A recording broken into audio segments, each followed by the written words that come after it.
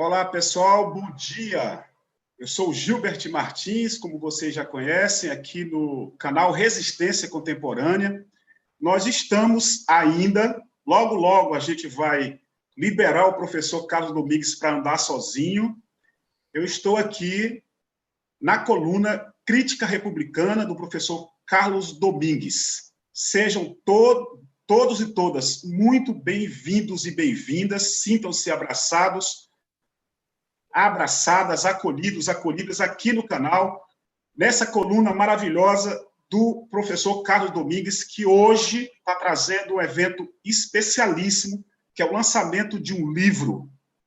Quem imaginaria que a gente poderia passar no mundo por uma pandemia, tá certo? Para a gente fazer lançamentos, por enquanto, exclusivamente pela internet. O livro, inclusive, eles vão já falar, está liberado, né, o link para vocês conhecerem o livro, tá? Eles vão detalhar esses detalhes. Então, detalhar os detalhes é bom, mas tudo bem. Então, sejam todos bem-vindos e bem-vindas. Muito obrigado por estarem aqui. O professor Carlos vai já dar o bom dia dele, mas eu quero começar, gente, pedindo 3 coisinhas básicas. A primeira coisa é dar o gostei. O gostei ele é fundamental porque amplia o alcance da live dentro do sistema da internet, tá bom? A segunda coisa é você se inscrever. Nós vamos receber muita gente nova aqui. Não sei se a Franci Melo já está inscrita. Primeira coisa que fazer, se inscreva, acione o sininho, porque vai ajudar muito o canal, tá bom? E a terceira coisa, que é importante para o canal, é a contribuição financeira de vocês para o nosso projeto. Tem um botão, ao lado do botão de inscrever-se, seja membro. Clique ali e vai abrir um leque de opções com 5 nomes de mulheres da história brasileira. Em vez de eu colocar nível A, B, C, D, E, eu coloquei 5 nomes de mulheres da história brasileira. Então, participe do projeto, contribuindo com o valor que você puder. Lá tem 5 valores, começando com R$ 2,99. Então, o trabalhador e a trabalhadora, o estudante, a estudante, podem sim contribuir com o projeto. Tá certo? Eu quero agradecer, em nome do canal e em nome da coluna Crítica Republicana, a presença da Daniele. Eu vou abrir para ver os nomes de todo mundo. Tá certo? Do professor Marcos, da Thaís, da Daniele e da Natália, tá certo? E, claro, do professor Domingues. E eu passo a palavra ao professor Carlos Domingues. Bom dia a todos e todas. Para a coluna Crítica Republicana é um motivo de grande alegria ter aqui 4 distinguidos convidados. Professor Marcos Guedes, da Universidade Federal de Pernambuco, professora Daniele, da Universidade Federal de Santa Catarina, a Natália, que é pós-doutoranda no Rio, e a Thaís, que é doutoranda em Pernambuco. Eles vão apresentar um livro que está sendo lançado e um livro sobre segurança e defesa cibernética, uma obra muito importante. E o coordenador, o organizador dessa obra é o Marcos Guedes, e eu passo a palavra para ele. Muito obrigado a todos e todas pela audiência. Se algum de vocês tiver alguma pergunta ou comentário, pode enviar no chat, e no momento oportuno o Gilbert vai falar esses comentários e perguntas. Então, passo a palavra para meu caro colega e amigo de muitos anos, Marcos Guedes de Oliveira. Bom dia, ouvintes, assistentes desse canal fantástico que é o Resistência Contemporânea e da coluna do meu querido colega Crítica Republicana. Eu acho que nada mais necessário nesse momento no país do que ampliar o debate, a discussão sobre problemas de política, da democracia e a necessidade de enfatizar a ideia republicana como fulcro, não é, do tipo da sociedade moderna, da sociedade livre, da sociedade democrática. Eu quero agradecer ao Gilbert e ao Carlos pela oportunidade também que nos dá de trazer aqui a apresentação da última obra que nós estamos lançando Na verdade, essa obra ela está pronta, o livro está impresso, mas em função da suspensão dos encontros das associações de defesa de ciência política no Brasil, o livro está impresso e guardado para não ser contaminado pelo vírus. Não é? E aí, obviamente, ninguém vai ficar esperando que o vírus vai embora. Não é? Obviamente, a gente não domina o vírus, mas a gente pode reagir também. E eu acho que a abertura do PDF do livro, a liberação no nosso site para que as pessoas possam ler, possam já baixar e discutir, isso é muito importante. É importante para nós, eu acho que é importante para os outros autores, e isso está sendo feito, eu acho que no decorrer dessa conversa vocês vão ter acesso ao link.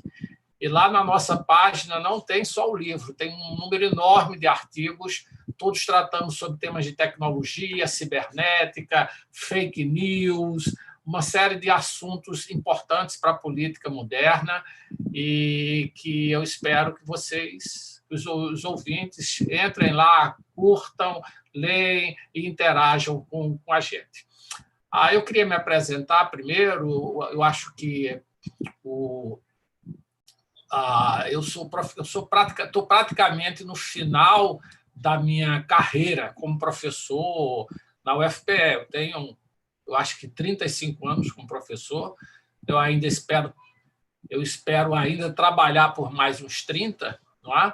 Mas, pelo menos,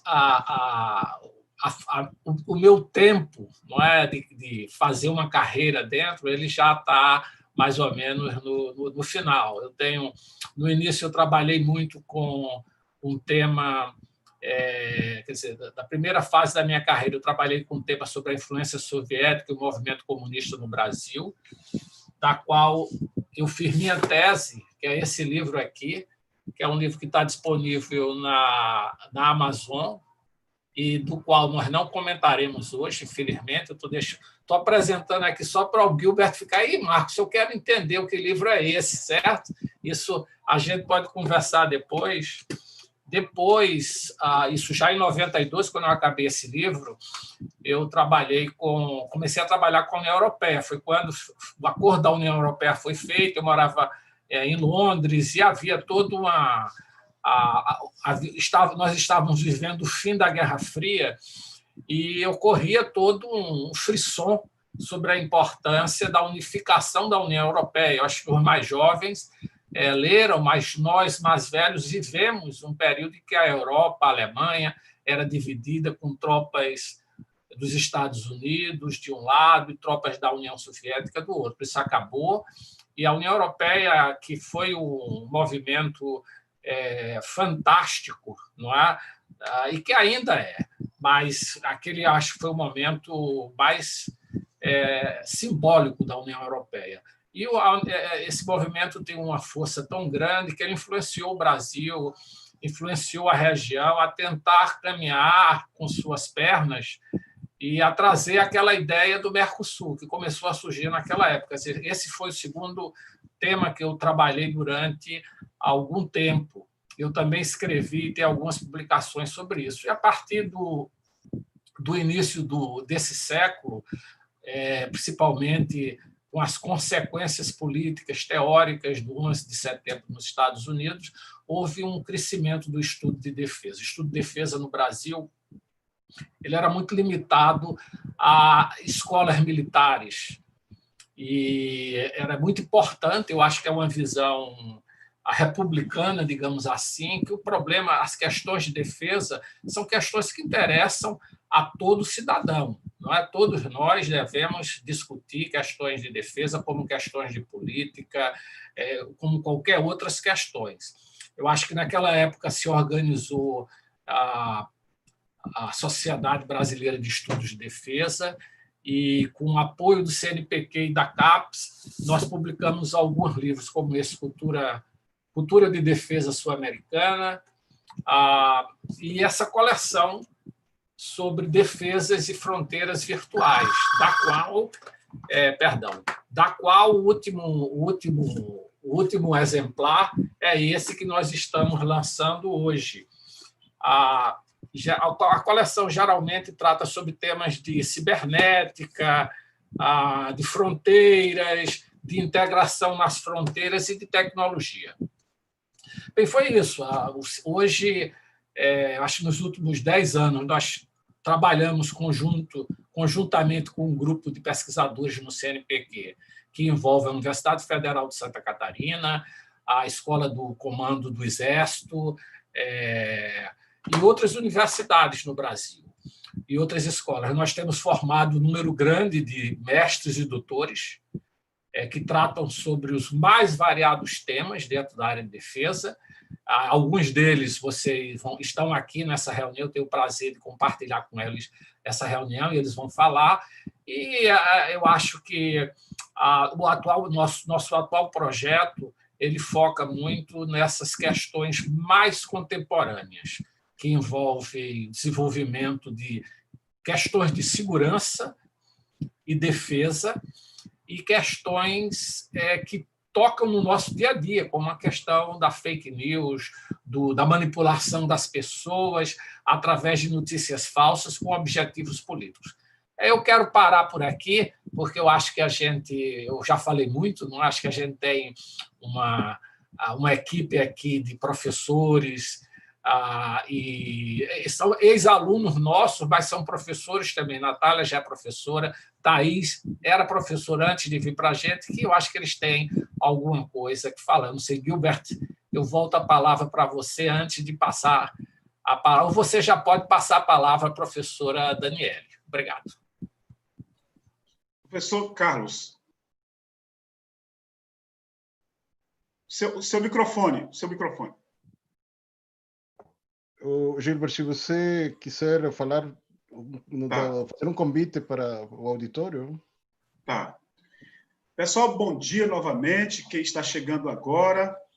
Nós estamos aqui hoje na coluna do professor Carlos Domingues, a coluna Crítica Republicana aqui no canal Resistência Contemporânea, com a honra, o prazer, a alegria de receber o professor Marcos Aurélio, que está trazendo uma equipe de professoras, autoras, tá, do livro para conversar com vocês. É o lançamento de um livro, Defesa, Segurança Cibernética e Mobilização Nacional. Tá? Mais detalhes sobre o livro, o trabalho deles, a gente vai colocar tudo que o professor Marcos mandar, a Natália, a Daniele, tá? Mandar, a Thaís enviar para nós, a gente vai colocar na descrição dessa live. Vocês podem entrar lá e ler mais, tá? Bom dia para Franci Melo, que mandou uma carinha com o dedinho de vitória. Está na hora de a gente vencer a situação realmente muito difícil. Ana Carolina de Oliveira Assis, bom dia a todos e todas. Graciela CP, bom dia, uma ótima conversa para vocês, obrigado, querida. Maria Vani, que é daqui de Palmas, que trabalha com a defesa dos direitos humanos. Bom dia, minha querida. Tema relevante para o momento. Exatamente, Maria Vani, muito obrigado por estar aqui conosco. E quem quiser fazer perguntas aos professores e professoras, anote aí, na parte final aqui dessa conversa, a gente vai ler as perguntas de vocês, tá bom? A palavra com o professor Marcos Aurélio. Muito obrigado, sejam bem-vindos todos. Eu vou passar a palavra para a professora Daniele Aires, da Universidade Federal de Santa Catarina, cujo programa é nosso parceiro já há mais de 10 anos. Professora. Olá, bom dia a todos, acho que me ouvem bem. Eu gostaria de começar agradecendo ao professor Carlos Domingues e ao Gilbert, né, pelo convite. É um prazer estar aqui no canal de vocês hoje, debatendo um tema que para nós é muito caro, não só o tema do livro, da nossa segurança cibernética, defesa e mobilização, mas esse tema de pensar esse novo espaço da sociabilidade, que é o espaço cibernético e todas as suas dimensões, né? Isso não é um tema novo, como o próprio professor Marcos diz, ele é um pioneiro, ele está nesse tema há 10 anos, ele vem construindo uma base muito sólida para que se pense cibernética, defesa e segurança no Brasil, né? Para que se possa pensar isso não só do ponto de vista sociológico, mas do ponto de vista da defesa, né? E ter esse espaço aqui hoje para falar com vocês sobre o nosso trabalho é muito enriquecedor e acho que é um debate muito necessário e vai ser muito ampliado daqui para frente, principalmente depois de tudo que a pandemia nos fez, ou seja, nos jogou de forma muito abrupta para o mundo virtual, sem que a gente tivesse efetivamente podido se preparar de alguma forma preteritamente, né? Então, era isso. Muito obrigada à audiência. O canal é uma lufada de ar para quem está precisando resistir em momentos como esse, né? E todos estamos precisando, né? Eu queria também começar me apresentando e apresentando a Universidade Federal de Santa Catarina e as outras pesquisadoras que aqui trabalham junto com o professor Marcos, né? Nós aqui em Santa Catarina somos 3 professoras que construímos esse artigo junto ao livro do professor Marcos, mas somos 2 professoras que trabalham mais diretamente com o projeto do qual ele toca e nesses 10 anos estão sendo aprimorados, né? Sou eu, a professora Daniele Jacom Aires Pinto, mas eu estou na Universidade Federal de Santa Catarina há pouco tempo. Eu era professora da Universidade Federal de Santa Maria, lá no Rio Grande do Sul, e agora há 2 anos me transferi aqui para Santa Catarina. E a professora que é a coordenadora do projeto aqui na Federal de Santa Catarina, que é a professora Graciela De Conte Pagliari, né? Que ela que tem o laço efetivo de participação nesses 10 anos com o professor Marcos Aurélio Guedes, lá da Federal do Pernambuco, e que faz toda essa interação dos nossos projetos. E a terceira professora é a professora Juliana Vigiano, que, junto comigo e com a professora Graciela, escreveu o artigo do qual daqui a pouco comentarei sobre o tema, né? Aqui na Universidade Federal de Santa Catarina, a gente acabou desenvolvendo essa pesquisa em parceria com o professor Marcos em 2 grupos de pesquisa que temos aqui junto aos nossos alunos, tanto da graduação como da pós-graduação. Nós temos o grupo GESED, que é o Grupo de Pesquisa e Extensão em Segurança Internacional e Defesa, e temos o grupo GPIC, que é o Grupo de Estudos Estratégicos e Política Internacional Contemporânea, né? E a gente trabalha em coordenação com esses 2 grupos que estão efetivamente dividindo as suas pesquisas na temática da cibernética, de todo o processo de inovação, tecnologia que o professor Marcos propôs nesses últimos tempos, né? Desde que nós começamos a ter esse projeto financiado e muito bem abarcado por grandes nomes de pesquisadores, de alunos e dessa interação com as forças, né? E as nossas pesquisas vão se dividindo efetivamente em alguns campos, né? O GESED ele acaba tendo uma pesquisa muito mais fortalecida numa dinâmica do entendimento regional dessas interações de segurança e defesa, né? Muito voltada para a estrutura da professora Graciela e da professora Juliana, que pesquisam isso, e isso trespassado pelo tema da cibernética, mas não só, né? É um tema que trata de todos os acordos regionais em relação à defesa, os protocolos, as missões de paz e tudo mais, e o GPIC, que é um grupo efetivamente dedicado a esse trabalho da cibernética e que se propôs nos últimos 2 anos, ano e meio, a pesquisar de forma comparada políticas de ciberdefesa e cibersegurança em países expoentes nessa área no mundo, né?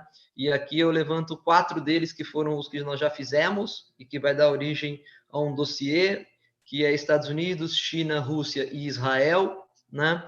Como esses estados estão tratando a sua defesa cibernética e a sua segurança cibernética. No nosso entendimento, isso poderá ser efetivamente um modelo que irá seguir por outros países no sistema, né? Não necessariamente copiar esses padrões de políticas institucionais, mas eles, como o peso que tem do ponto de vista da influência no espaço internacional, com certeza ditarão regras sobre como nos comportarmos nessa esfera, nessa seara, né?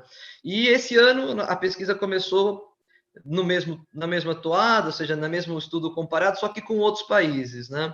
Aí nós incluímos Índia, Alemanha, França, Coreia do Sul, África do Sul e estamos tentando também o Brasil, mas o Brasil já é um estudo que a gente sempre faz, então ele trespassa toda a nossa pesquisa. Óbvio que a Covid-19, todo esse cenário pandêmico, pôs um pouco de freio na gente, tirou um pouco o nosso pé do acelerador, porque nos impediu de ter conversas mais presenciais, né? Mas a pesquisa está sendo tocada e é nisso que a gente se constrói, né?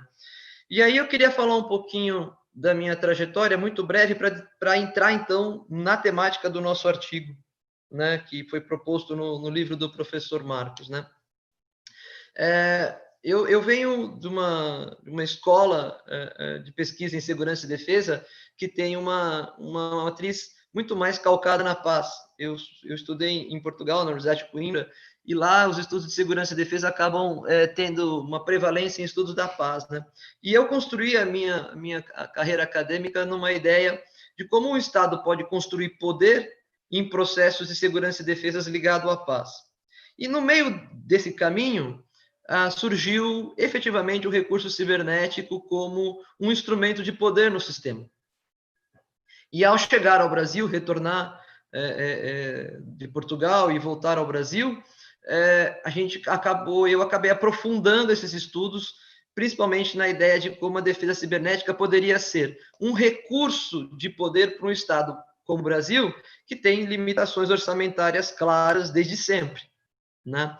E aí a gente uniu-se ao professor, eu me uni à professora Graciela e ela, que já tinha uma parceria de longa data com o professor Marcos, me inseriu nessa brilhante rede que ele formou de pesquisadores nessa área, né? E aí surgiu, um dos trabalhos que surgiram foi o desse livro, né? Para pensar mobilização nacional e cibernética, né? E o nosso trabalho, eu acho que o livro, antes de falar do nosso trabalho, eu gostaria de falar do livro do professor Marcos, aqui organizado. Eu acho que ele tem uma proposta muito efetiva, né? Esse livro, Mobilização. Porque ele primeiro trabalha, na sua parte 1, digamos assim, aspectos históricos da mobilização. E esses aspectos históricos mostram como era o entendimento da mobilização no passado. E aí, numa parte segunda, ele fala dos problemas atuais. E aí, os problemas atuais dizem respeito a essa nova ideia de espaço de interação, que é a internet, que é tudo menos o espaço tradicional do passado, né? E acho que esse é o grande salto de qualidade empírico e de pesquisa que o livro do professor Marcos traz, né? É dizer que não só temos que repensar a mobilização para o ponto de vista da cibernética, mas temos que repensar efetivamente o que nós estamos chamando de mobilização, né? Se há um momento de mobilizar forças para reagir a ataques, há momento de desmobilizá-la. Mas se nós estamos falando do ponto de vista efetivamente do espaço cibernético, ou do que chamaremos de ataque cibernético, ou de guerra cibernética, se essa realmente existir, como é que a gente faz um processo de mobilizar e desmobilizar? Como é que a gente entende efetivamente esse aparelho, que nós estamos aqui hoje tendo uma conversa muito instigante, como uma ferramenta que pode ser considerada uma arma, né? Então, eu acho que esse livro do professor Marcos, ele instiga a que a gente pense todas essas questões, né? E no nosso capítulo, feito por mim, pela professora Graciela e pela professora Juliana, que é intitulado Mobilização Nacional, Ameaças Cibernéticas e Redes de Interação no Modelo de Tríplice Hélice Estratégica, um estudo prospectivo, a nossa ideia é propor uma análise de como faríamos, então, um arranjo institucional, né, que foca no preparo inicial à mobilização, com todos os agentes que envolvem esse processo de interação cibernética, né? E esses agentes, se no passado, quando a gente pensava mobilização e preparo, nós estávamos pensando efetivamente em como gerir toda uma logística de forças armadas e de como colocá-las em espaços estratégicos, os seus recursos, tal, tudo isso estava ligado a recursos que estavam diretamente dentro das forças, do Exército, da Marinha, da Aeronáutica, né? E talvez algum tipo de suplementação que poderia ser tratado pela indústria nacional, mas queria só, de alguma forma, abastecer esse esforço já pronto das forças, né? Mas quando a gente fala de cibernética, cria-se um problema, porque né, cibernética não é só a internet, mas a internet talvez seja o grande expoente do mundo cibernético atual que toca as nossas vidas, né? Principalmente dos cidadãos comuns, que não são militares. E ao tocar esse espaço, nós percebemos que os agentes que interagem nessa seara são muito mais alargados na sua quantidade do que eram quando a mobilização tradicional ocorria, né? E aí a gente faz uma proposta de tríplice hélice estratégica, né? A tríplice hélice é um arranjo muito usado para propor inovação em economia de defesa, né? Que é um arranjo institucional entre o Estado, as forças privadas, normalmente as indústrias, e a academia, num esforço efetivo de produzir equipamentos de defesa que depois tornem-se inovação tecnológica, considerando que isso seja a exploração comercial desses equipamentos ou dos seus recursos em larga escala na sociedade, né? Mas a nossa ideia é pegar essa tríplice hélice nesse artigo e dizer que ela não tem que ser só trabalhada numa questão de inovação, mas numa questão estratégica.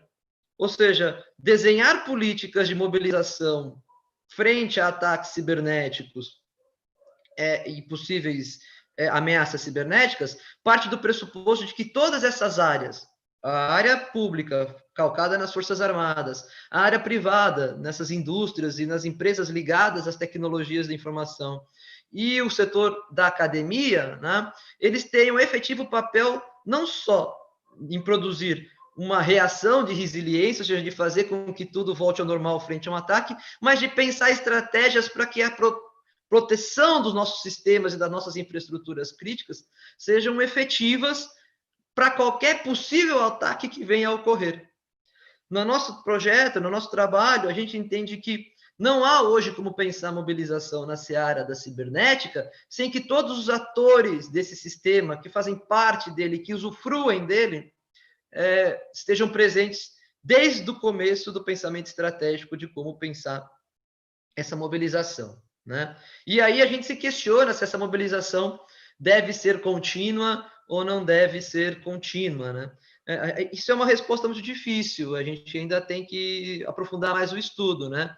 Mas o que parece ao longo prazo, assim, é que o processo de mobilização que antes era pontual, frente a uma ameaça efetiva de ataque, na seara da cibernética ele é talvez constante, ele se torne constante. Teremos que estar mobilizados o tempo todo, porque a ameaça ocorre o tempo todo pelas vias cibernéticas. Então, nós temos que estar unidos o tempo todo. Forças Armadas, setor privado, setor público e a academia, principalmente representado pelos institutos federais de ensino superior, mas não só, né? Então, essa é a proposta do nosso artigo, né? Ele vem nessa seara de dizer que, sem essa efetiva tríplice hélice estratégica, que é baseada nessa tríplice hélice da inovação, da economia da defesa, talvez não seja possível construir uma efetiva proteção, né? E só para dar um exemplo, não quero me alongar muito para passar para os colegas, mas acho que um exemplo crucial de como isso é importante é a proteção dos cabos submarinos de fibra ótica que levam as nossas informações de um lado para outro. A maioria desses cabos são efetivamente cabos privados, né? São empresas privadas que possuem esses cabos, né? E esses cabos transmitem as nossas informações, sejam elas básicas, de um e-mail qualquer que a gente manda por um familiar, sejam elas sigilosas, e-mails ou informações de caráter privado do Estado brasileiro que tem que passar por esse meio de transmissão, né? Quem deve proteger esses cabos, né? Fica mais claro para a gente que a proteção em alto mar deve ser feita pelas Forças Armadas ou pelo Estado brasileiro, porque nós estamos em mar territorial, em área de soberania do Estado. Mas quando esse cabo toca a terra e torna-se parte da estrutura física do Estado, que o Estado já tem protegido, quem é que é responsável por esse cabo e para que esse cabo não sofra nenhum dano que possa, então, fazer com que as nossas informações sejam roubadas, sejam espionadas e tudo mais, né? Então, isso envolve direto, não dá para pensar defesa e segurança cibernética, ameaças a elas. Nós tivemos um caso muito interessante há uns 3 meses atrás, de um navio russo que estava circulando aqui pela região e dizia que tinha tecnologia para roubar esses dados desses cabos cibernéticos em alto mar, e saber o que estava sendo transmitido por eles, e a Marinha Brasileira meio que perseguiu esse navio, e esse navio ficou fora do radar durante 2 meses, sem saber o que eles fizeram durante 2 meses na costa brasileira, né? E não só, né? E aí, se a gente for ver o mapa dos cabos submarinos que passam por essa região, a gente vai ver que passa muita informação. Né? Então, é nesse sentido que o artigo se desenrola, né? Nessa preocupação efetiva de como a gente vai lidar com isso. Né?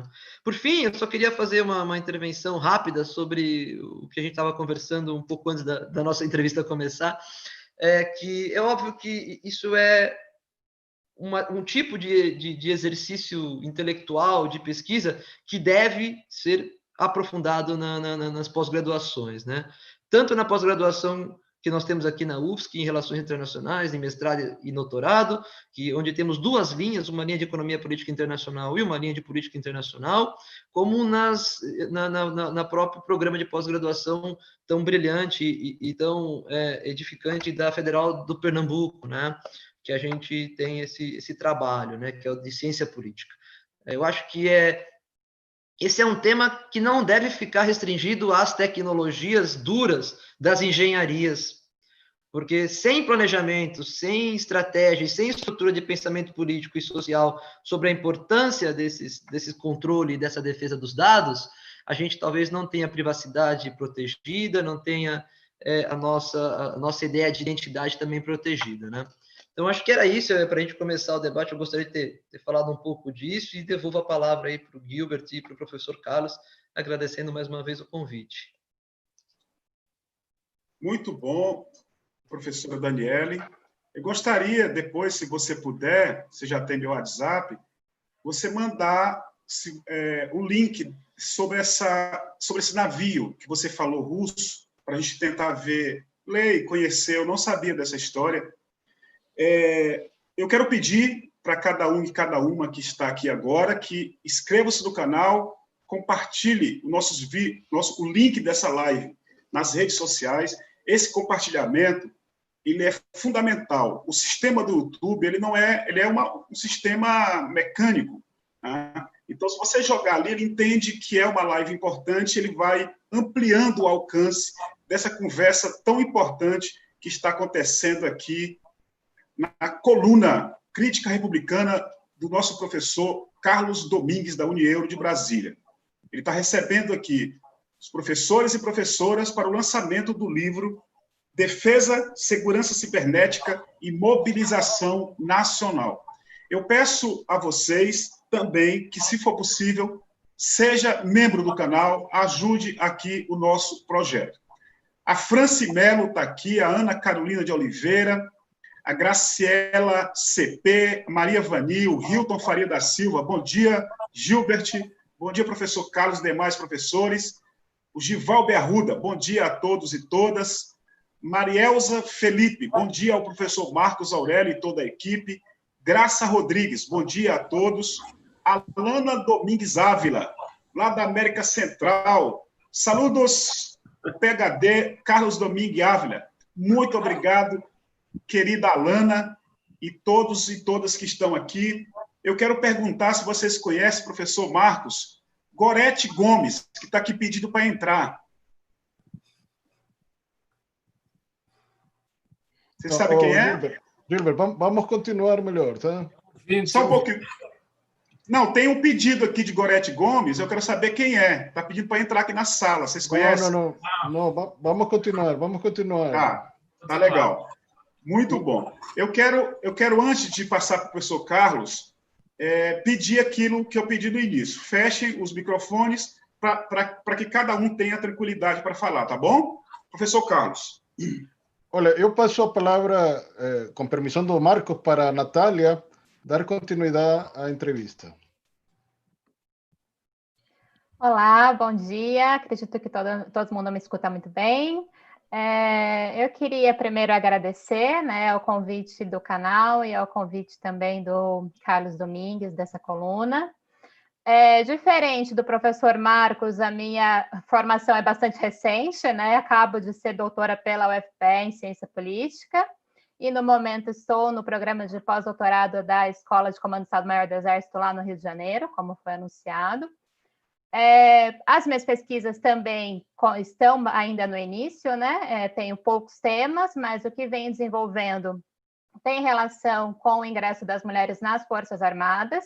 Primeiramente, eu pensei numa perspectiva mais histórica, né? No momento, eu penso mais numa perspectiva, já pensei também, né, numa perspectiva mais crítica, né? E nesse momento, né, que foi a minha tese de doutorado, nessa perspectiva crítica, o que eu identifiquei, né, como possível problema, né, seria a militarização da política, e essa militarização da política a gente vê também bastante atualmente, né, em outras áreas, na saúde, não só na área das mulheres, né? Então, mas também acho que, como o professor Marcos falou, esse seria um outro tema para discussão, né? Não seria um tema de hoje. Então, já para entrar no tema de hoje, o livro, né, que a gente está lançando, ele tem, né, só para relembrar o nome, é Defesa Cibernética e Mobilização Nacional. Como a professora Daniele nos comentou, né, e também o professor Oscar Medeiros, na apresentação do livro, ele traz essa ideia de que o livro ele aborda tanto questões históricas quanto as questões atuais, né, isso é bastante importante, e por ser um tema estratégico, né, e ainda pouco discutido.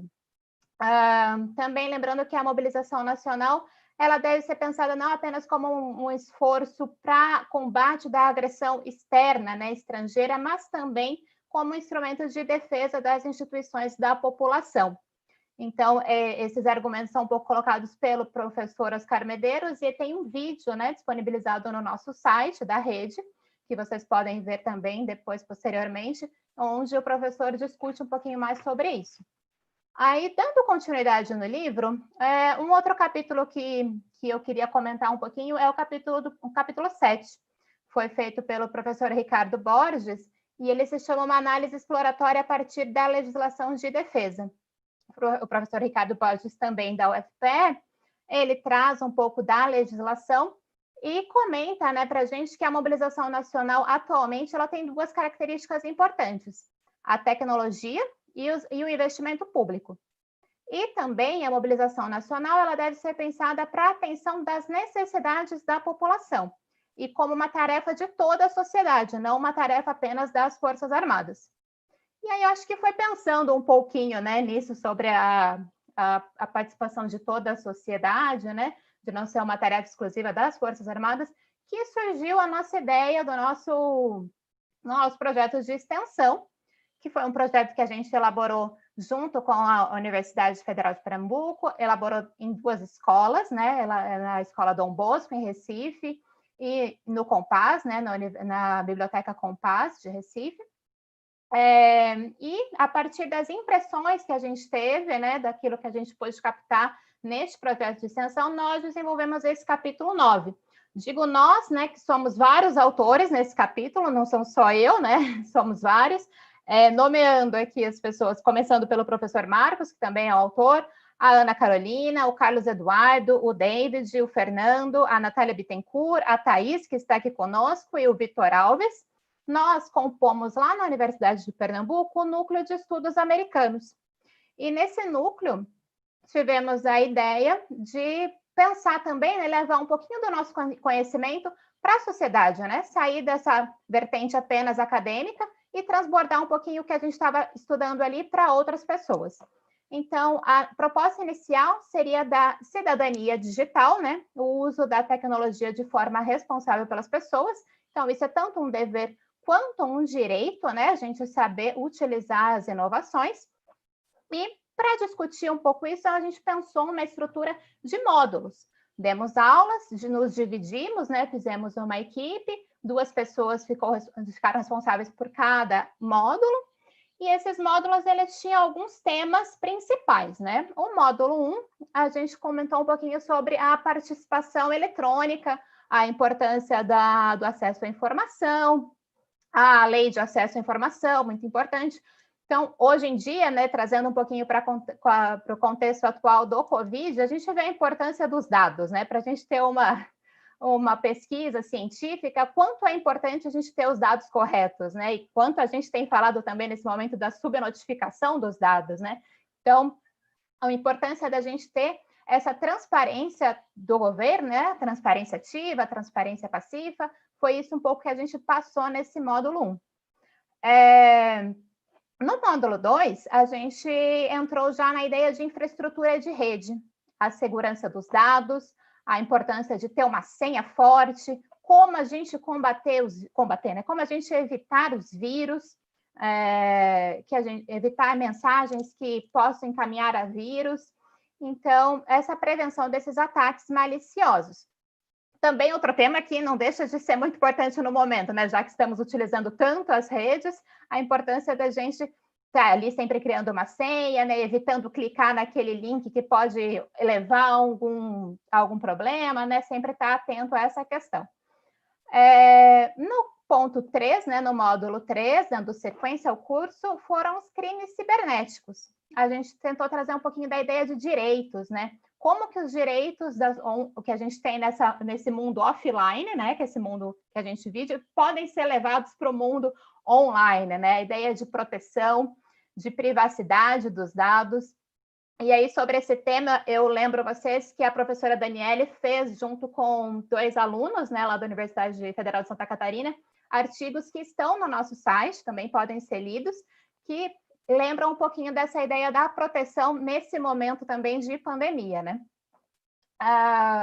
E aí o 4º módulo, né, que também foi de responsabilidade da Thaís, que está aqui conosco, foi desse uso responsável das redes sociais, né? A atuação consciente nas redes e uma atuação consciente e ativa também, né? Do nosso papel nas redes sociais. Aí eu puxo a sardinha um pouquinho para o meu lado, né? Lembrando da importância dos movimentos feministas nas redes, que foram muito importantes, né? Cunhando talvez uma 4ª onda do movimento feminista. Então, lembrar que as redes sociais podem ser um ambiente também para a gente se manifestar de forma ativa, mas consciente, né? A importância dessa consciência.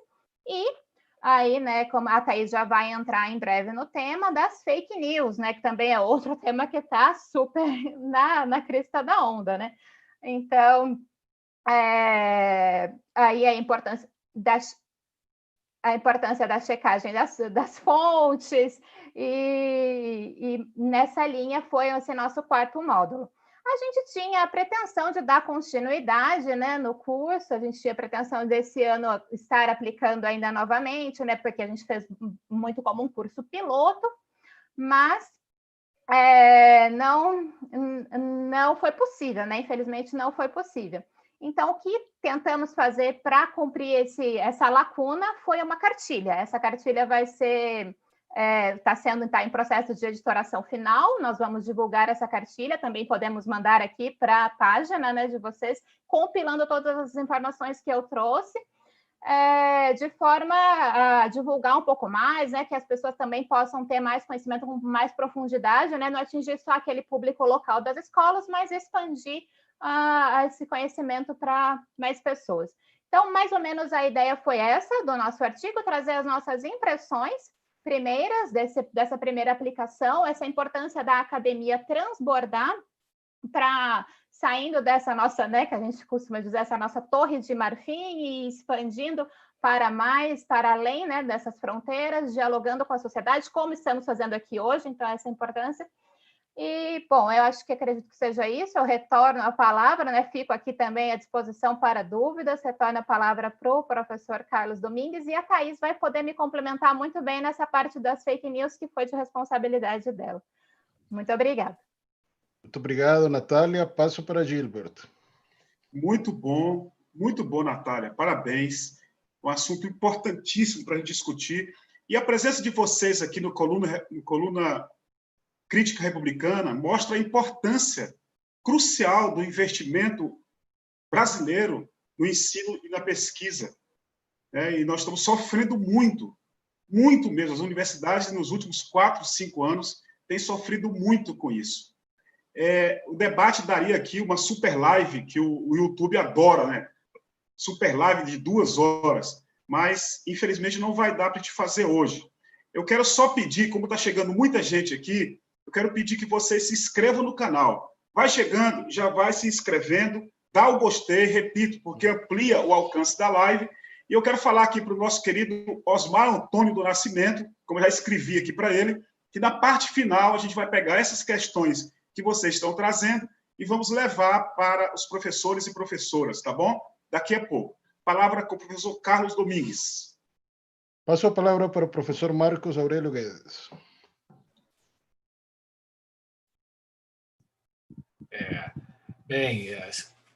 Vocês estão percebendo, acho, com a fala dos meus colegas, que a questão da tecnologia é essencialmente uma questão sociológica, política. Afinal, ela existe para ajudar a interação dos seres humanos. Vocês, quem tem mais de 30, 40 anos, deve se lembrar que, quando a internet surgiu,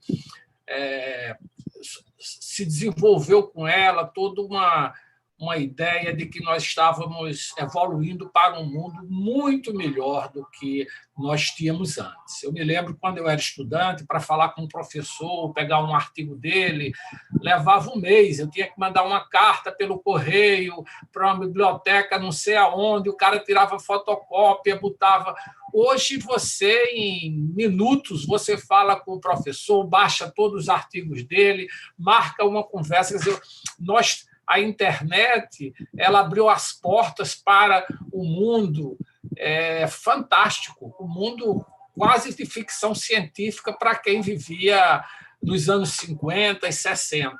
Contudo, a política tem também o seu lado negativo, o seu lado escuro, e, aos poucos, com o desenvolvimento dos vírus, das lutas econômicas entre os grandes grupos e a possibilidade de haver espionagem e a percepção também de que essa tecnologia pode ser usada para que países tenham vantagem sobre outros, começou a ser ampliado o lado escuro, o lado negro da internet, principalmente nas redes sociais. Não é? Eu acho que o que nós vivemos hoje que é um problema mundial de fake news, de manipulação, de propaganda interna, é resultado da falta de uma regulamentação desse setor.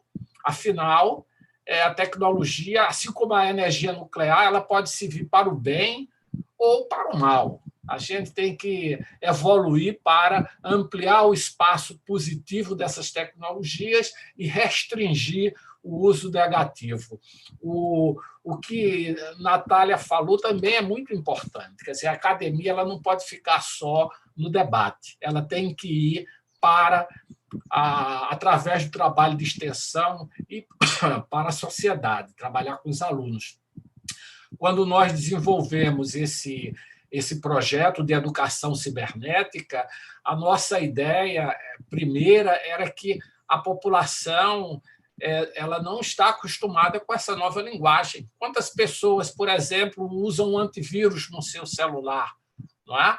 Quantas pessoas têm a capacidade de identificar se é uma fake news ou não? Esse outro lado, eu acho que ele é contemplado no nosso livro. Afinal, a ideia de mobilização nacional para resolver problemas como esse que nós estamos vivendo hoje do Covid, ela precisa do uso de tecnologia, mas precisa também de uma educação das pessoas, não é? Uma melhor compreensão sobre isso. E eu acho que a nossa pesquisadora, Thais, ela tem escrito bastante sobre isso. Eu acho que ela talvez tenha alguma coisa a dizer sobre isso e mais ainda. Obrigado. Olá, bom dia. Agradeço ao Gilbert pelo convite e ao professor Carlos Domingues por ter me chamado para participar. Eu já tive a oportunidade, né, de justamente publicar sobre fake news em um livro do professor, ano passado, e continuei trabalhando com essa temática, né? Eu não me apresentei, eu sou doutoranda na Universidade Federal de Pernambuco, e, por incrível que pareça, esse tema não é o tema da minha tese. Eu trabalho com avaliação de impacto de política de defesa, mas, ao entrar no doutorado, o professor Marcos Guedes me chamou para fazer parte da rede CTIDC, que é um projeto de pesquisa do professor, que trabalha com diversas universidades de forma cooperativa, como a Universidade Federal de Santa Catarina, a ECM, temos também a Unifa, né, que é a Universidade da Força Aérea. Foi criado, dentro desse projeto, um site, caso vocês queiram acessar para acompanhar o nosso trabalho, todo mundo falou, mas ninguém falou o nome do site, é www.redectidc.com.br. Vocês podem entrar nesse site e acompanhar o nosso trabalho. Nós temos vários textos publicados sobre diversas temáticas, sobre espionagem, sobre guerra cibernética, sobre, inclusive, também o Covid, como é que o nosso projeto pode dialogar com essa questão que estamos vivendo atualmente. E, nessa perspectiva, eu continuei publicando sobre fake news, que também é uma parte minha do livro, né, muito pequena, do livro de mobilização nacional, que fez parte também do projeto de extensão que eu participei. A ideia é justamente demonstrar para todos a importância de se verificar as informações que você recebe nas suas redes sociais, quaisquer que sejam, mesmo que seja vídeo, texto, o que você receber é muito importante que se você verifique a veracidade, porque fake news não é apenas você disseminar notícias falsas, mas também o fato de você trazer uma notícia antiga, por exemplo, que ela vai trazer desinformação para a sociedade. Então, assim, é muito importante, principalmente no momento que estamos vivendo, termos ideia que a fake news ela pode prejudicar e causar um problema muito grande para a sociedade, inclusive para a saúde das pessoas, trazendo pânico, inclusive. Então, o que é que nós trabalhamos? O que é que eu trabalho principalmente nesse projeto de extensão? É justamente trazer a importância de como é que nós devemos nos comportar nas redes sociais. Porque a rede social ela está disponível para todo mundo, né, para quase todo mundo, no celular, e é muito fácil de você receber qualquer notícia, e muitas vezes você repassa sem nem sequer ler, sem nem sequer saber o que é que está ali, nem sequer você conferir. Então, assim, inicialmente, nós demonstramos que o brasileiro em si, ele passa muito tempo nas redes sociais, nas diversas redes sociais. Assim, e olha que essa pesquisa foi do ano passado. Então, imagina agora, nesse momento de pandemia, quanto tempo nós estamos passando. E quantas vezes nós vemos notícias falsas e, sem querer, acabamos compartilhando. E isso que nós vamos trazer. Inclusive, tem no site um artigo meu, com meu colega Vitor, que foi desse projeto de extensão, que nós estamos falando justamente, que é uma parte do projeto, como é que nós podemos verificar essas notícias. Porque é justamente a ideia da gente é trazer e transformar a população em uma população consciente. Como falarmos em cybercidadãos, a gente fala nisso. Por quê? Porque se você é consciente, se você verifica as suas redes sociais, você verifica o que você está recebendo, se você é um passo muito pequeno. Se você pegar o que você recebe e checar que existem sites que fazem esse fact-checking, você pode perceber que ele vai dizer para você se é verdade, se é mentira, e o que é que pode ser feito. Porque isso é muito importante. Porque muitas vezes a gente recebe e ignora, e isso acaba repassando e acaba se transformando num problema muito gigante depois. E é isso que estamos tentando mostrar para vocês. Existe também lá no meu artigo com o meu amigo Vitor, uma foto que mostra como é que nós podemos identificar fake news. Por exemplo, se você recebeu urgente, duvide muito, porque assim, não vai vir nada urgente pelo WhatsApp. Então, assim, falaram. Quem falou? Então, é muito importante. A não ser o que vem urgente, a não ser que seja orientador, alguma coisa assim, que veio muito urgente. Fora isso, nada disso é urgente, né? Então, assim, preste atenção no que você recebe. Porque se você prestar atenção no quem falou, quem disse que era urgente, o que é urgente, qual foi a data que isso foi publicado, você vai descobrir. isso acaba gerando pânico. Eu posso dar um exemplo muito prático aqui, onde eu moro, na Paraíba, que gerou um pânico muito grande, dizendo que o governador decretou lockdown e não foi decretado. O governador não tinha nem falado sobre isso. Então, assim, só uma pessoa que falou gerou pânico na população inteira. E assim, o pior é que as pessoas não procuram saber se é verdade. Então, justamente, nós estamos trabalhando com essa perspectiva de saber se é verdade, o que não é, o que pode ser feito para que, quando nós formos utilizar nossas redes sociais, para sermos mais cuidadosos e cidadãos cibernéticos, porque a partir do momento que nós cuidamos do que nós recebemos, e não só eu guardo isso para mim enquanto pesquisadora do tema, eu divulgo para todo mundo, a ideia é justamente essa, é fazer com que todos criem a consciência de saber o que é que você está falando, o que você está pesquisando, porque você vai gerar desinformação na sociedade. E existem poucos instrumentos jurídicos, assim, desde então até agora, é que o Brasil está começando a criar instrumentos jurídicos, começando a criar mecanismos para poder evitar esse problema. Então, precisa muito que nós enquanto população e pesquisadores, começamos a procurar e entender e a conscientizar a população. E o projeto da gente de extensão, justamente ele faz isso.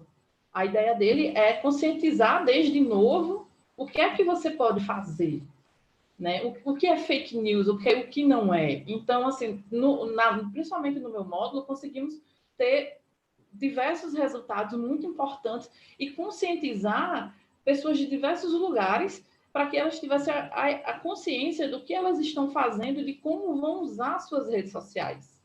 Então, mais uma vez, caso vocês queiram acompanhar o nosso trabalho, é só entrar no nosso site, que nós temos, redectidc.com.br. O livro de mobilização ele já está disponível para ser baixado no nosso site. E também existe um vídeo promocional, né, que está mostrando o que é, com a participação de alguns autores, sobre o que é o nosso livro. Também está no nosso canal do YouTube, RedeCTIDC. Vocês podem acessar e podem compartilhar com seus amigos e para compartilharmos o nosso conhecimento, né? Porque a mobilização é um tema relativamente novo, assim, novo, entre aspas, novo para ser divulgado, né, entre a população, para que a população conheça melhor. Então, é muito importante que a população leia sobre isso e entenda o que é a mobilização nacional. Eu agradeço mais uma vez ao professor Marcos e ao professor Carlos Domingues pelo convite.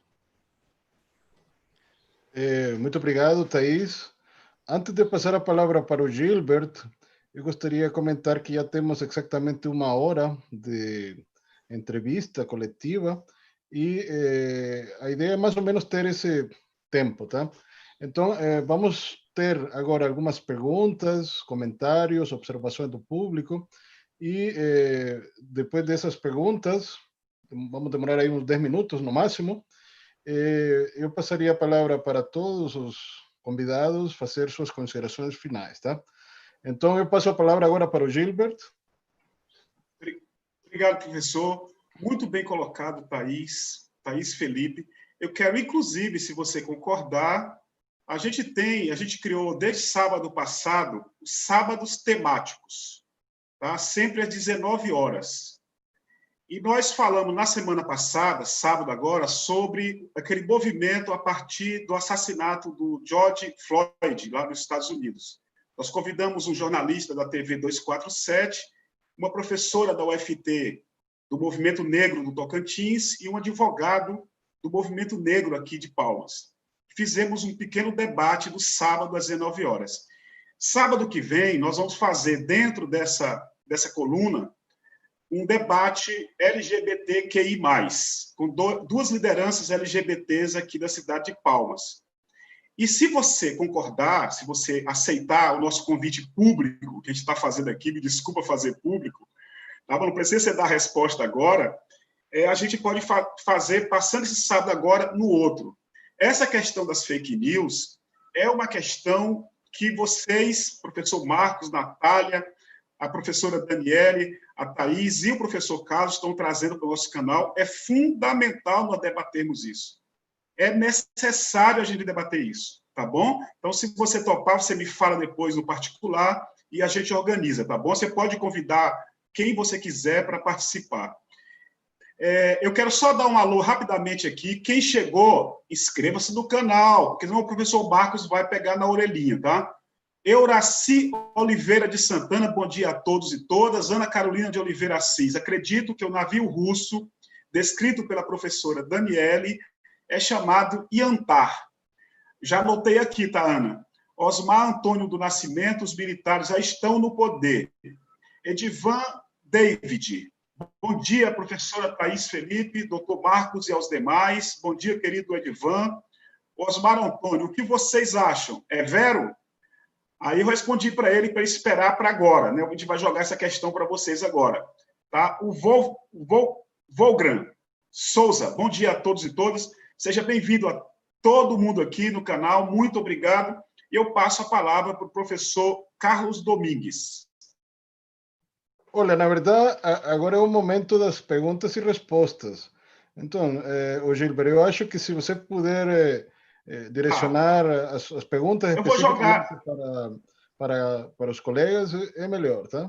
Tá ótimo, tá ótimo. Desculpa, professor. Eu vou jogar, então, duas questões. Essa questão que o Antônio insistiu, o Osmar Antônio, na questão do poder militar, e eu jogo uma questão que eu elaborei aqui, que eu não sei se é pertinente, vocês vão responder se quiserem, é como dentro dessa questão do livro, da proposta do livro, defesa, segurança cibernética e mobilização nacional, como trabalhar isso de forma concreta, tá certo? Levando em conta duas coisas, um país gigantesco, poderoso em vários setores, é um país industrializado.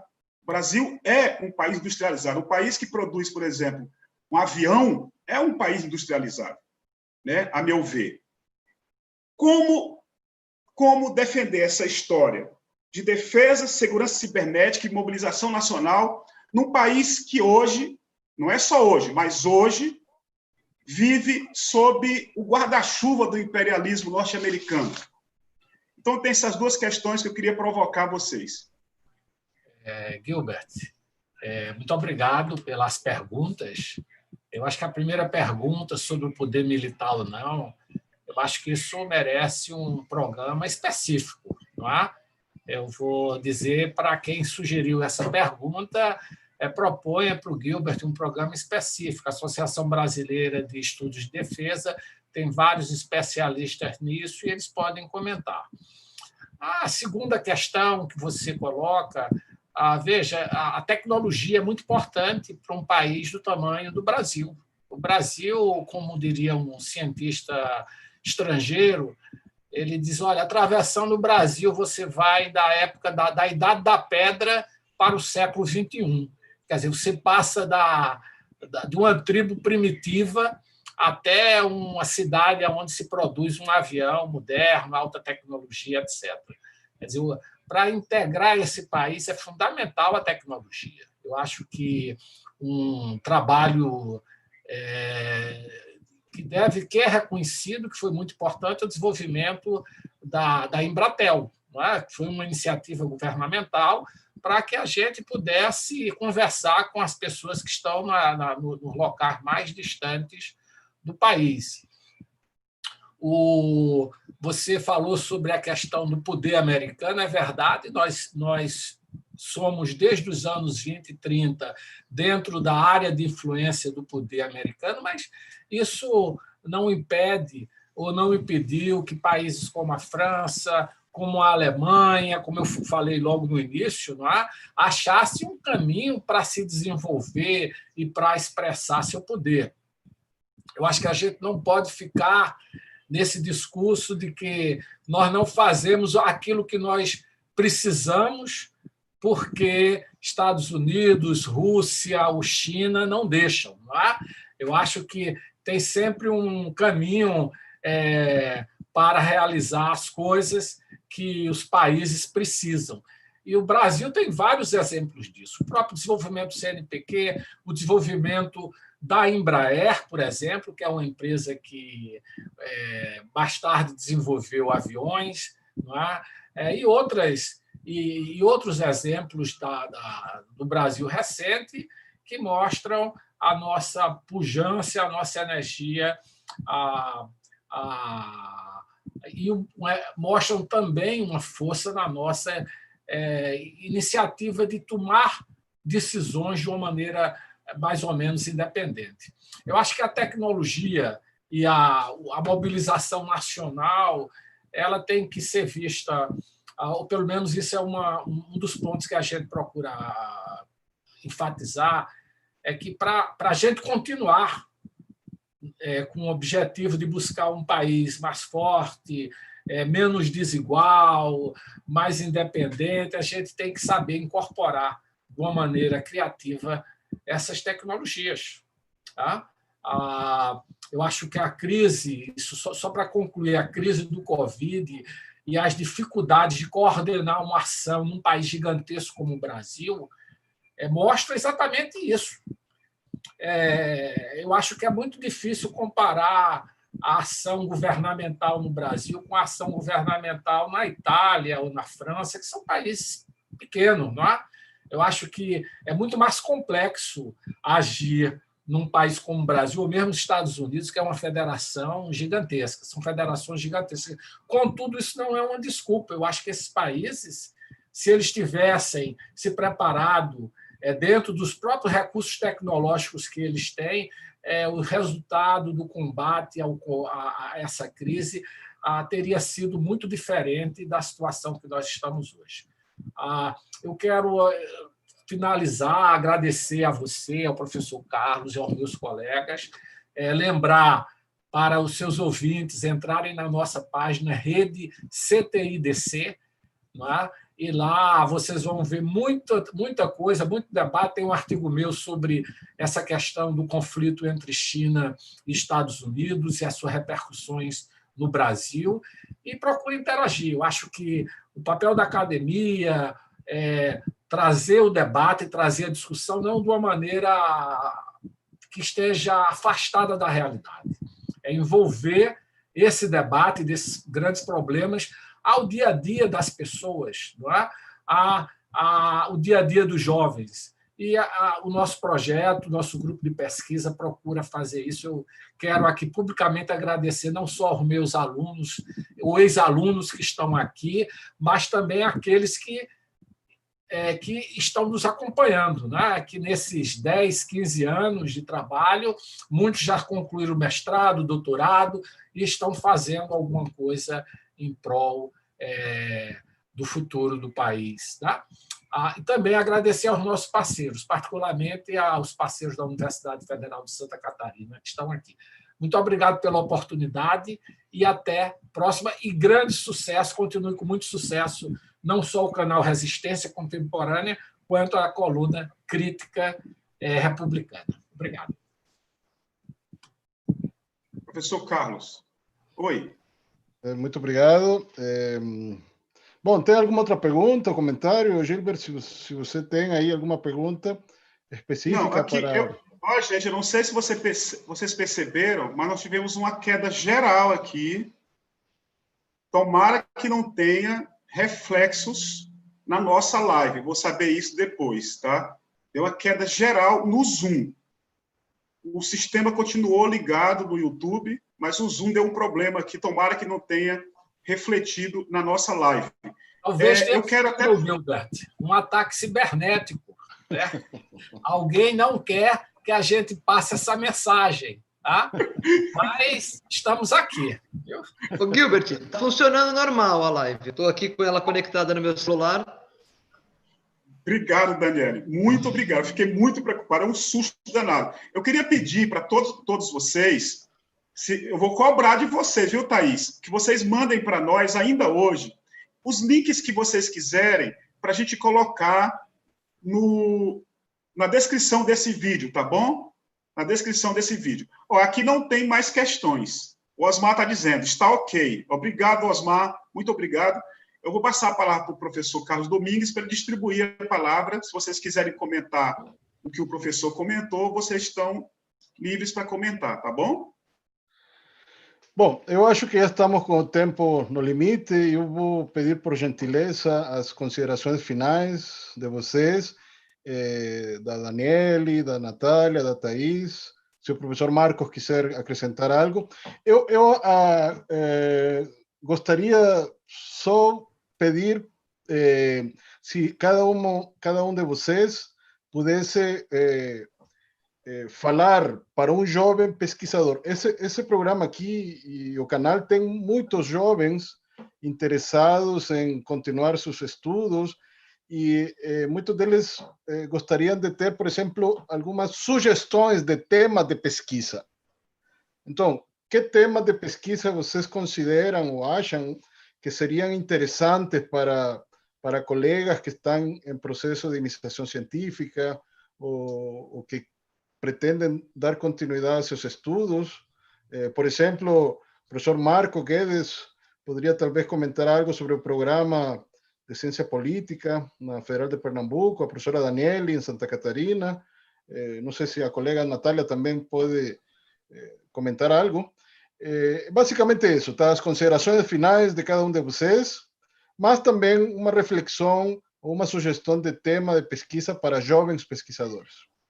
Daniele. Obrigada pela palavra, professor Carlos. Sobre as perguntas, eu queria só fazer uma breve intervenção para depois fazer minhas considerações finais na pergunta sobre se trabalhar de forma concreta, Gilbert. Eu tenho dúvida se nós realmente somos um país industrializado com a indústria 4.0 que o mundo exige hoje, né? Ter uma Embraer é importante, mas ter uma Embraer muito dependente de indústria externa e seja mais uma montadora de aviões do que uma produtora dos componentes do avião, isso eu acho que é um erro crucial estratégico do governo, né? E não investir nessa tecnologia. E aí eu acho que é interessante a resposta no mundo virtual, né? No mundo cibernético. O mundo cibernético ele tem 3 camadas: a camada do hardware, a camada do software e a camada do que a gente chama de peopleware, que são as pessoas, né? Que programam tudo isso, que criam computadores, que criam softwares, criam algoritmos, usam e são usadas pelo sistema. E a gente investe muito pouco dinheiro nas 3 camadas. No hardware que nós temos, os computadores, estrutura física que nós temos não são produzidos por nós, são produzidos por China, Estados Unidos, ou seja, podem vir com backdoors, ou seja, com portas abertas para que a gente seja invadido. O software que nós utilizamos não são pensados por nós, na sua grande maioria, são pensados por indianos, por chineses, por americanos, por europeus, e a gente investe muito pouco dinheiro em material humano para que então a gente possa ter a nossa própria tecnologia e nos proteger dessas ameaças, criar os nossos próprios sistemas, né? Então, eu acho que uma maneira de fazer isso é investir ciência, tecnologia, inovação, investir na universidade. E isso está linkado com o que o professor Carlos Domingues falou, que é as possibilidades de pesquisa e trabalhos que sejam possíveis, né? Para que você construa... Se ao mesmo tempo a gente precisa de uma coisa muito tecnológica e de uma engenharia de informação, de uma engenharia de ciências da computação, para que se crie todos essas ferramentas, né? E são áreas muito propícias para a pesquisa cibernética, a gente também precisa investir no pilar central dessa tríade, que são as pessoas, né? E isso está diretamente ligado à área da sociologia, da política e dos estudos estratégicos, né? Um cidadão que vai construir um algoritmo, ele tem que construir um algoritmo capaz de ser um algoritmo ético, digamos assim, né? Porque ele não pode ser um algoritmo que nos leve cada vez mais a bolhas de fake news ou a bolhas que criam clivagens dentro da sociedade, né? Isso é a representação dos algoritmos do Facebook, dos algoritmos das grande maioria das mídias sociais, né? Então, eu acho que temas importantíssimos são esses. Primeiro, como pensar a própria construção do indivíduo por trás dos processos de construção das tecnologias, daqueles que produzem algoritmos, daqueles que controlam sistemas para a identificação do que seriam fake news, do que seriam informações violentas ou coisas do tipo. A gente tem que pensar efetivamente em privacidade, né, numa linha de pesquisa, o que é privacidade do novo mundo da esfera digital. A gente tem que pensar no estudo político alargado de uma ideia de um mundo pós-westphaliano, onde soberania, fronteiras, não são mais coisas que eram no passado, e aí as respostas do Estado normalmente são iguais ao que era no passado, repressão, e isso não vai funcionar, porque o mundo digital tem outras características. Você hoje solta uma bomba ou bloqueia um computador de um indivíduo qualquer do Anonymous, há mais 100 outros indivíduos te atacando. Então, respostas tardias não funcionam mais, né? Então, tem um leque muito grande de pesquisa, que a gente aqui na universidade tem essa vontade. Tem a pesquisa da cooperação regional na área de cibernética. O Brasil, por exemplo, é o país que mais sofre ataque cibernético na região, mas é o país que mais também propaga ataque cibernético na região. Então, quer dizer, por que isso acontece? Como criar uma legislação coletiva? Como se espelhar em lugares como, se você for num ranking que tem do governo da Estônia, Paraguai e Uruguai e Argentina são países com maior proteção cibernética do que nós, apesar de nós termos muito mais capacidade cibernética, né, de recursos. Então, os temas são vastíssimos, né? Eu acho que o que a gente precisa desconstruir efetivamente a ideia é que esse tema está só ligado a engenharias e tecnologias duras, como está sendo feito agora, por exemplo, a distribuição das bolsas de iniciação científica pelo CNPq, né? Ou seja, desprestigiando a área da sociologia, a área das ciências humanas, a área das ciências sociais, que são fulcrais para desenvolver essa área, né? Não existe desenvolvimento tecnológico se não existir humano, se não existir sociedade. O desenvolvimento tecnológico é para o usufruto do humano. Sem isso, a gente volta para trás, a gente não está efetivamente desenvolvendo nada, está só, talvez, consubstanciando estruturas de opressão ou econômicas que são tradicionais do sistema, né? Então, eu acho que os temas são muito, muito, muito grandes nessa área, né? Pensar quem tem poder cibernético, os novos atores que não são estados que podem exercer poder no sistema. Julian Assange, por exemplo, era um indivíduo, causou um tumulto internacional imenso, está preso até hoje, o próprio Snowden, né? Então, tem muito tema bacana para se pesquisar e muito tema bacana fora da ciência dura, da tecnologia e das tecnologias de informação, da ciência da computação, né? E eu acho que isso, tanto o Programa de Relações Internacionais aqui de Santa Catarina, como o Programa em Ciência Política da Federal do Pernambuco, tem orientadores e pesquisadores suficientes para desenvolver esse tipo de pesquisa, né? Então, eu queria agradecer, professor Carlos, desculpa se eu me alonguei, Gilbert, essa oportunidade. Eu acho que esse canal é essencial e desejo vida longa a vocês. Muito obrigado. Muito obrigado, Daniel, e passo a palavra para a Natália. Bom, sobre os temas, né, que foi a nossa pergunta final, eu só indicaria, né, complementaria a professora Daniele, incluindo tudo isso na perspectiva, né, colocando uma lente a mais, que é a lente sobre a qual eu estudo, que é a lente de gênero. Então, a gente pode olhar para todos esses problemas com uma outra lente. Então, são as mesmas perguntas também, ou podem ser outras, né? Mas eu indicaria também, né? Preciso de pessoas para que eu possa dialogar, né? Preciso de mais pessoas estudando de gênero na defesa. Então, acho que essa é a importância de estudar questões de gênero. Eu acrescentaria, indicaria para quem quiser. Acho que a live, né, no sábado também pode ter alguns toques, né, algumas dicas de temas, né, pensar um pouquinho também na violência doméstica nesses tempos de pandemia. Então, seria esse o meu caminho que eu indicaria para os pesquisadores e pesquisadoras que estão querendo iniciar, né? Além disso, agradecer a oportunidade de estar aqui com vocês essa manhã, foi muito prazeroso. Agradecer também aos ouvintes que estão aí nos escutando até agora e nos vendo, né? Muito obrigada. E também desejar vida longa ao canal e vamos continuar aqui seguindo vocês. Muito obrigado, Natália. Passo a palavra para a Thaís. Então, inicialmente, sobre os temas, né, eu vou fazer igual a Natália, eu vou puxar um pouquinho para a minha tese, né, que eu já falo muito para o professor, que eu sou uma das únicas que trabalha com avaliação de impacto de políticas de defesa. E, como a Natália disse, é um trabalho extremamente solitário, porque pesquisam outras coisas, mas dificilmente existe avaliação das políticas de defesa.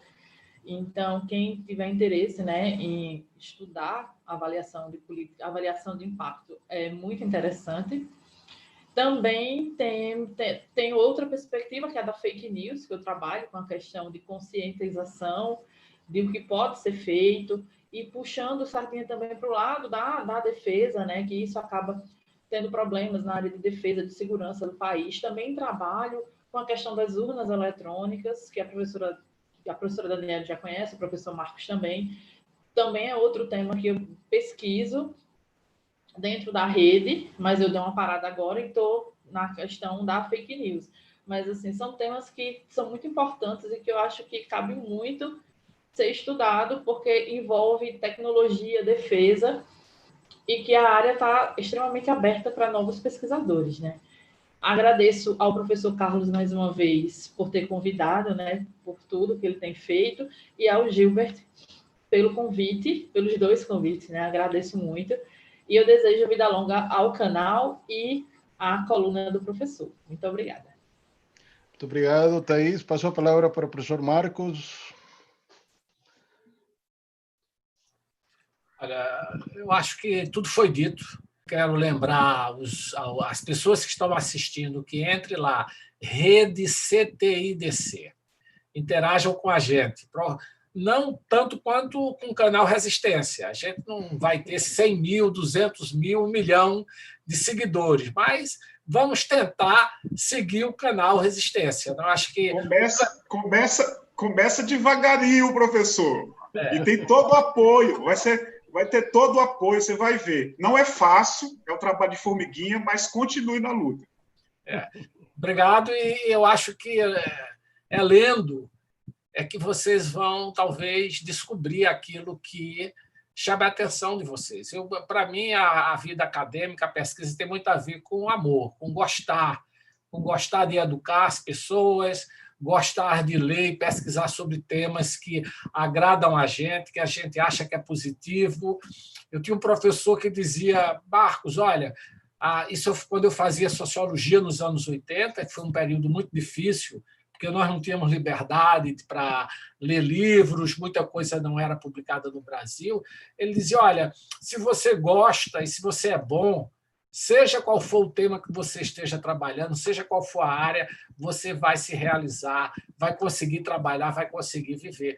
E eu acho que a lição é essa, né? Faça aquilo que vocês gostam, vocês acham que vai ajudar, não fiquem esperando, interajam, e, aos poucos, essa descoberta vai saindo da própria experiência dos jovens. Obrigado. Bom, para concluir, Crítica Republicana agradece aos convidados, aos entrevistados, e passo a palavra para o Gilbert terminar essa entrevista de hoje. Eu quero terminar agradecendo a cada um e a cada uma. Aquele ou aquela que ainda não se inscreveu, se inscreva. Quero agradecer aqui a Tomires Albuquerque. Bom dia a todos. É mais fácil, mais rápido e dói menos. Renuncia Bolsonaro, renuncia Mourão, renuncia Augusto Aras. Maria Gorete Gomes, parabéns pelo excelente debate. Muito obrigado a todos e todas. A gente vai ter agora, na próxima quinta-feira, no Crítica Republicana, o professor José Del Tronco Paganelli, lá do México, para vocês aqui no Crítica Republicana, tá certo? Quinta-feira, Fala aí, professor, o horário. 11. Às 11 horas. No México, às 9, aqui vai ser às 11, tá? A gente vai fazer uma grande divulgação. E, para terminar, eu quero agradecer muito mesmo ao professor Carlos Domingues, que trouxe essa galera genial aqui hoje, a Natália, ao professor Marcos, a professora Thaís, a professora Daniele. O nosso canal agradece enormemente. A nossa proposta é essa também, tá certo? Que é trazer vocês aqui para conversar conosco, com o nosso público. A gente se sente muito honrado de tê-las e tê-los aqui nessa manhã, tá bom? Muito obrigado. Obrigado. Tudo bom? Então, um beijo a todos e todas. Tchau.